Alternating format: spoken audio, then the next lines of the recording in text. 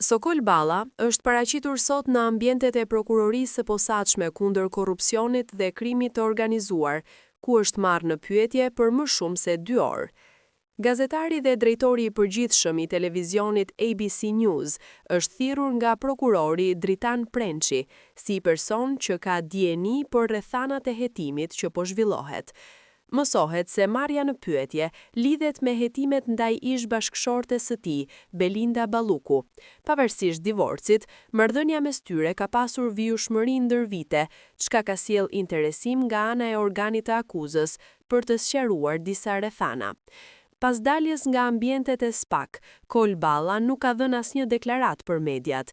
Hetimet vijojnë, ndërsa autoritetet po verifikojnë pretendimet për përfitime të dyshimta pasurore, që dyshohet se lidhen me biznesmen të ndryshëm në Tiranë, të cilët kanë përfituar tendera publik.